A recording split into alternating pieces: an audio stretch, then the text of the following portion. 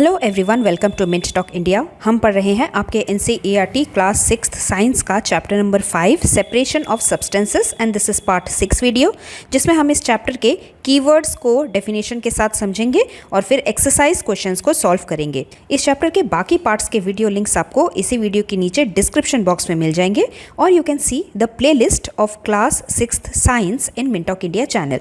But before we start today's class, here is a short introduction about me. So let us start today's class. हमारा first keyword है churning. Churning को हम centrifugation का process भी बोलते हैं। जो हम लैब में चर्निंग का प्रोसेस करते हैं that is called eight centrifugation, और इसका इस्तेमाल हम किसी भी लिक्विड में जो मिक्स्ड लाइटर पार्टिकल्स रहते हैं उनको सेपरेट करने के लिए करते हैं। It is the process of separation of the lighter particles of a suspended solid from a liquid. For example, to obtain butter, जिसे हम दूध से या फिर दही से निकालते हैं, उसे हम घर में चर्निंग के प्रोसेस से ही निकालते हैं। Second word is condensation.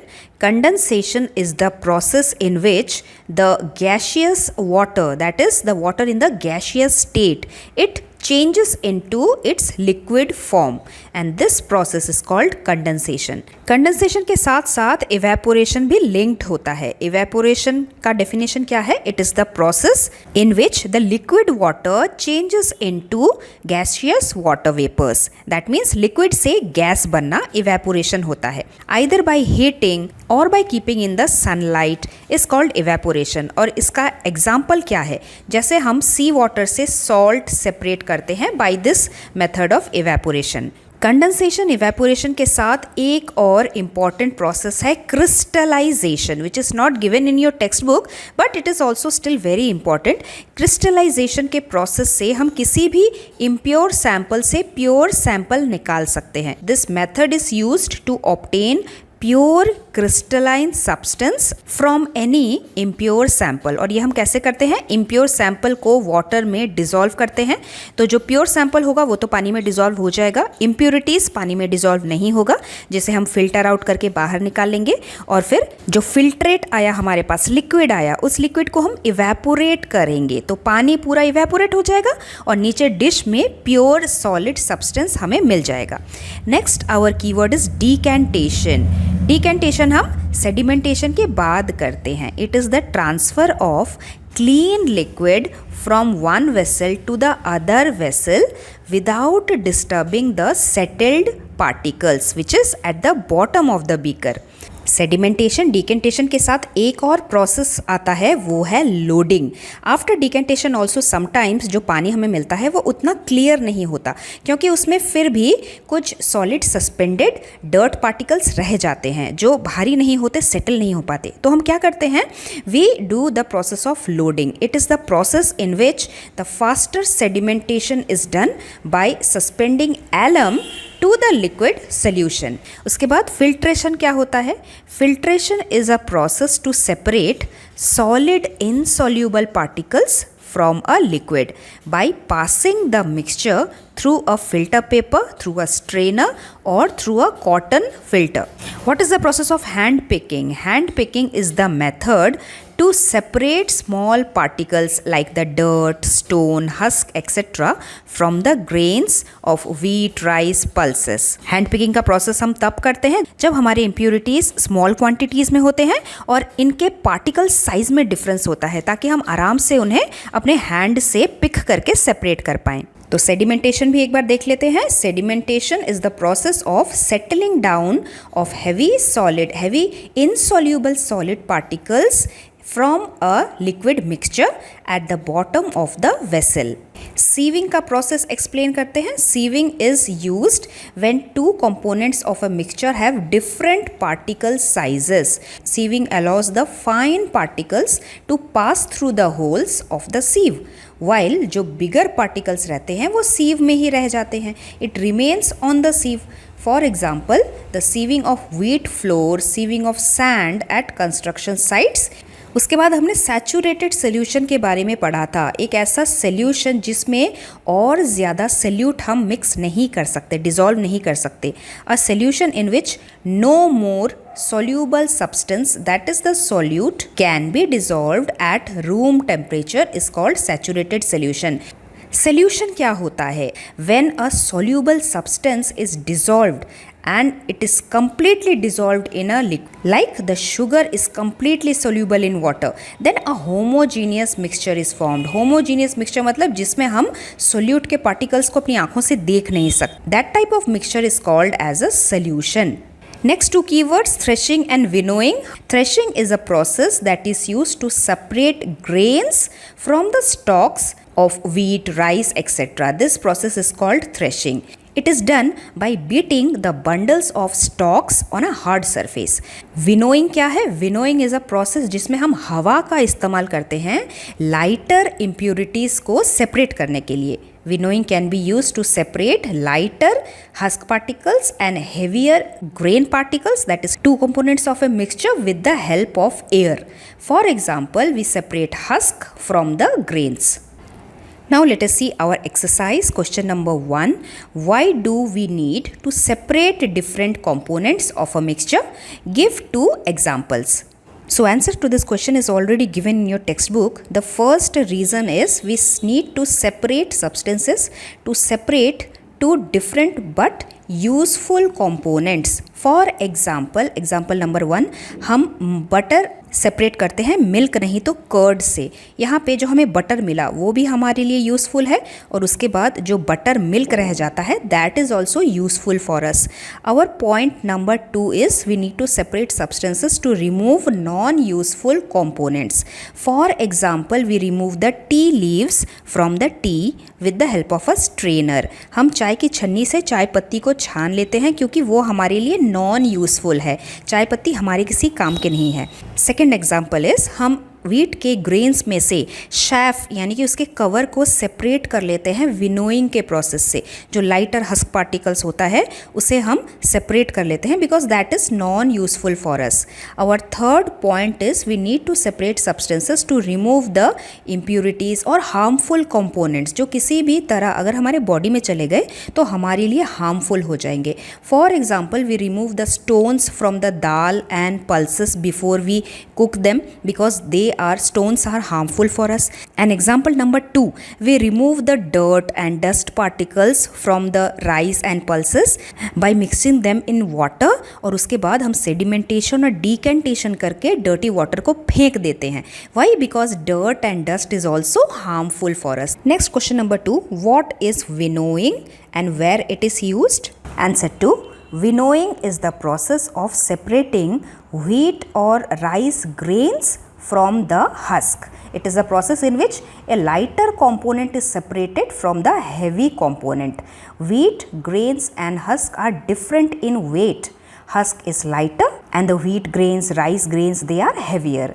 When the mixture is allowed to fall down from a height, जैसे हम इस पिक्चर में देख रहे हैं, the wind carries the lighter husk particles with it and the heavy wheat grains fall vertically down on the ground. और हवा के झोंके से हल्के हल्के सामान दूर चले जाते हैं, दूर जाके गिरते हैं और इस तरीके से हम उनको सेपरेट करके अलग से ले सकते हैं. Next is question number 3, how will you separate husk और dirt particles from a given sample of pulses. Pulses मतलब दाल बिफोर कुकिंग. तो इसके आंसर में हमारे पास 2 पॉइंट्स आ सकता है. Point number 1 is we can separate the stones और the big dirt particles from pulses with the method of hand picking. हम बड़े बड़े स्टोन्स को हाथ से ही निकाल के सेपरेट कर सकते हैं.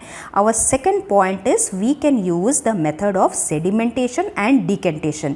We can mix the pulse with water. Water में जो डर्ट पार्टिकल्स होंगे वो सोल्यूबल हो जाएंगे और उसके बाद we have to let the mixture settle down for some time, जिससे कि पल्स नीचे सेटल डाउन हो जाएगा, वो हैवी होता है. And then the dirty water can be decanted off from the vessel. Next is question number 4. What is sieving and where it is used? So sieving is the method to separate the components where the particle sizes of the components are different in size. sieve में जो holes होते हैं उसकी वजह से different size के particles अलग हो जाते हैं। The size of the holes in the sieve depends upon the size of the particles. Sieving का इस्तेमाल हम 3 एग्जाम्पल्स के रूप में बोल सकते हैं। For example, number 1 is we separate the tea leaves from our tea with the help of a tea strainer. That is one example of sieving. Point number 2, we use sieving in the construction sites where fine sand particles are separated from the big stones. उसके बाद example number 3, sieving is also used in cashew nut factories. छोटे साइज के काजू को बड़े size के काजू से सेपरेट किया जाता है सीविंग के प्रोसेस से। The cashew nuts of different sizes are separated by sieving because cashew nuts बहुत ही कॉस्टली होते हैं, तो छोटे कैश्यू नट का कॉस्ट बड़े कैश्यू नट के कॉस्ट से अलग होता है। And then example number 4 is sieving is also used when we are making any dish with flour. Sometimes we use the process of sieving to remove the bran from the flour. Next is question number 5. How will you separate sand and water from their mixture? Answer number 5. Sand and water के mixture को हम sedimentation and decantation के process से separate कर सकते हैं। We will take a beaker of 100 ml. We will fill it with half with water. Then we will mix the sand into it thoroughly. Now we will keep the beaker undisturbed for some time. The sand particles are heavy. They will settle down at the bottom of the beaker slowly. And after some time, the water on the top will be clear. This water can be separated by decantation process and the sand is left in the beaker. Along with this writing, you have to draw the process of sedimentation and decantation also in your notebook. Question number 6. Is it possible to separate sugar mixed with wheat flour? If yes, how will you do it? So first of all, our answer is yes. We can separate the sugar mixed in wheat flour. Sugar के दाने कैसे होते हैं? थोड़े बड़े बड़े होते हैं। और wheat कैसा होता है? आटा कैसा होता है? थोड़ा पाउडरी होता है। तो अगर हम सीव यूज़ करेंगे, छलनी का यूज़ करेंगे, तो क्या होगा? डिफरेंट पार्टिकल साइजेस को हम सीविंग से सेपरेट कर पाएंगे। We can separate the sugar from wheat flour by sieving. In the mixture of sugar and wheat flour, sieving will allow the fine flour particles to pass through the holes and we can collect it in the bottom here. While the sugar particles will remain on the sieves because they are bigger in particle size. Question number 7 is, how would you obtain clear water from a sample of muddy water? Answer number 7. We will obtain the clear water from a sample of muddy water by the process of loading. Then first we will take a beaker of 100 ml. We will fill half with muddy water. Now we will take a piece of alum which is also called फिटकिरी in Hindi. alum को हम एक thread से tie करेंगे. Then firmly hold the other end of the thread and let the alum be dipped into the muddy water and move it slowly in circular path for about 1 minute. तो इससे क्या होगा? Alum थोड़ा थोड़ा पानी में mix होगा और पानी में जो इम्प्यूरिटीज़ प्रेजेंट है, स्मॉल मड पार्टिकल्स जो सेटल नहीं हो रहे थे, वो एलम उन पे जाके चिपक जाएगा और फिर ये पार्टिकल्स हैवी हो जाएंगे। हैवी हो जाएंगे तो क्या होगा? ये नीचे जाके सेटल हो जाएंगे। सेटल होने के बाद ऊपर का जो पानी होगा वो हम डिकेंट करके निकाल सकते हैं। Remove the alum and keep the beaker undisturbed for some time. During this process we will find that the dust particles get loaded and become heavy and settle down at the bottom of the beaker rapidly, बहुत जल्दी से। When all the dust particles settle down, the water will become clear.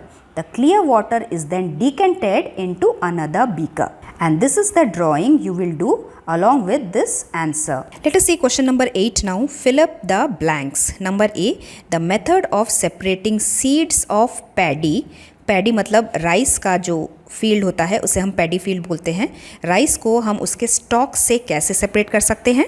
Grains को उनके stock से separate करने के process को threshing कहा जाता है। Number B is when milk is cooled after boiling it is poured onto a piece of cloth. The cream, that is malai, is left behind on it. This process of separating the cream from the milk is an example of filtration. Number C is salt is obtained from the seawater. By which process? By evaporation process. In the process of evaporation, the sea water is heated by the sunlight. उससे समुद्र का पानी evaporate हो जाता है and the salt is left behind. Next point is impurities settled at the bottom when muddy water was kept overnight in a bucket. मतलब इसमें sedimentation हुआ. The clear water was then poured off from the top. The process of separation used in this process, in this example, is called decantation. Question number 9, true or false? Number A, a mixture of milk and water can be separated by filtration. No, that is false, because filtration का process हम तब करते हैं जब components of a solution insoluble हो एक दूसरे में, तभी हम use कर सकते हैं, जबकि milk and water they are completely soluble in each other.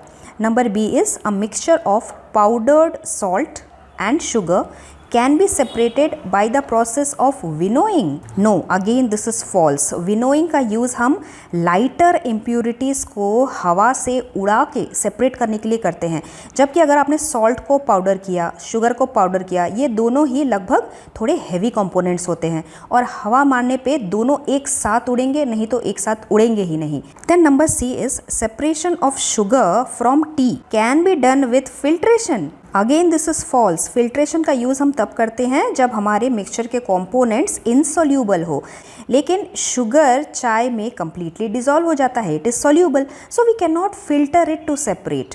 Last is grain and husk can be separated with the process of डीकेंटेशन.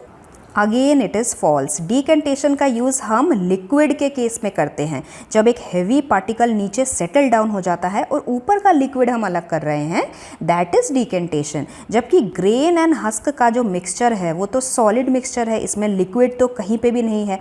Grain and husk को हम विनोइंग के प्रोसेस से सेपरेट करते हैं. Then there is last question number 10. Lemonade मतलब नींबू पानी is prepared by mixing lemon juice and sugar in water. You wish to add ice to cool it. Should you add ice to the lemonade before or after dissolving sugar? In which case would it be possible to dissolve more sugar? तो हमें नींबू पानी बनाने के लिए उसमें sugar dissolve करना है. किसी भी लिक्विड में कोई भी सॉल्यूट डिज़ोल्व कब होता है? रूम टेम्परेचर में, जब हम उसको चम्मच से कंटिन्यूसली स्टर करते रहेंगे तब वो डिज़ोल्व होगा. डिज़ोल्व करना हम फास्ट कैसे कर सकते हैं? अगर हम उस लिक्विड को हीट करेंगे तो, और अगर हमने उसको आइस डाल दिया तो क्या हो जाएगा? हीट करने के बजाय वो कोल्ड हो जाएगा. तो क्या आपको लगता है कि वो ज़्यादा जल्दी डिज़ोल्व हो पाएगा? बिल्कुल भी नहीं. फास्ट का ऑपोजिट हो जाएगा, स्लो हो जाएगा. तो आपको आइस बाद में ऐड करना है. जब आपने शुगर ऐड कर चुके हैं उसके बाद आइस ऐड करना होता है, सो दैट शुगर के डिज़ोल्विंग का जो प्रोसेस है वो स्लो ना हो जाए. So let us write our answer in statement. We should add ice to lemonade after dissolving sugar. Without ice, sugar will dissolve easily in lemon juice because solubility depends on the temperature. Room temperature में ज़्यादा जल्दी sugar dissolve होगा. If sugar is added to ice cold solution, the solubility of sugar will decrease. So this was the last question of your textbook. I hope you have understood all the questions very well. अगर आपको still कोई doubt या फिर question रह गया हो, आप मुझे comment box में पूछ सकते हैं. Next in our part 7 video, we will see some extra questions related to this chapter, which will help you in the preparation of your SA1 exams. So stay tuned. We will meet very soon. Till then, thank you very much. Bye bye. Thanks for watching and do like, share, subscribe our channel Mint Talk India for more upcoming videos.